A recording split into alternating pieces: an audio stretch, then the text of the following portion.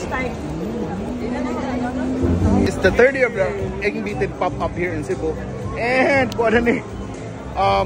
we're here at 10 a.m. pa ba? And nanunod na ang mga tao sayo sa bunta. Puno na. Grabe na kayo. So, puno na.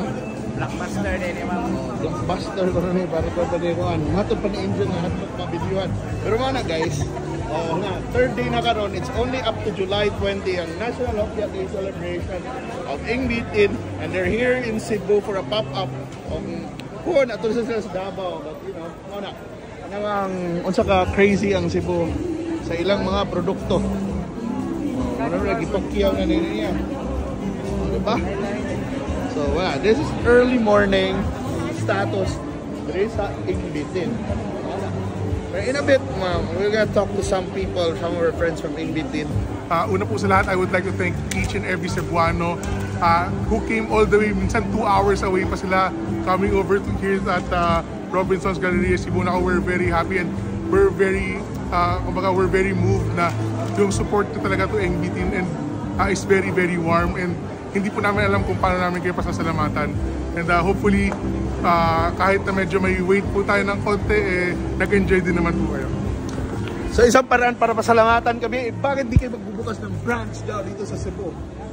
Soon po yan, hopefully malapit na po. We're just looking for a good opportunity to come in.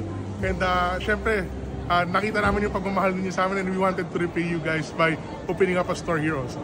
Tell us a little bit about this National Hopya Day celebration ng company. Well, National Hopya Day nag-start siya last year, but when we started it, we did a big event in Pasay, Mall of Asia. Sabi namin, if we always do it here in Manila, it's not really national. No? So this year, we wanted to do a national one. So ngayon nga nandito po tayo ng Cebu, and next week we'll be in Davao naman to continue the celebration of National Hopya Day. So ang National Hopya Day, do you have any exciting flavors ba kayong ila-launch ngayon? Yeah, meron tayong mga pinapatikim na mga bago natin. No? So for example, in Manila, we're able to come up with new products. We have yung Chili Mansina Hopya, we have yung Maha Blanca na Hopya, and yung pineapple cake with salted duck egg. So those are some new amazing and flavors you have to watch out for. Dito naman in Cebu, we brought over yung mga new variants natin, like yung durian, we have the mango cake of course, and a lot more of surprising flavors as well. Wow. So you're now around 113 years, di ba? Yes po. So what makes, Egg Beaten really different? I mean, kaling nag-last sila this long?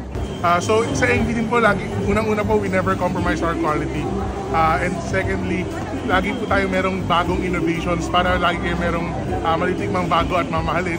And of course po, yung third is dahil po we really love what we're doing and really love serving you guys. And invite to si Bonson again sa pop-up niya, and yung mga taga Davao, saan rin yung pop-up nila? So meron pa po tayong oras. We're still here at Robinson's Galleria Cebu until Sunday. And then afterwards po, on Wednesday naman, we'll be in Davao. G Mall of Davao. So see you there. Thank you po.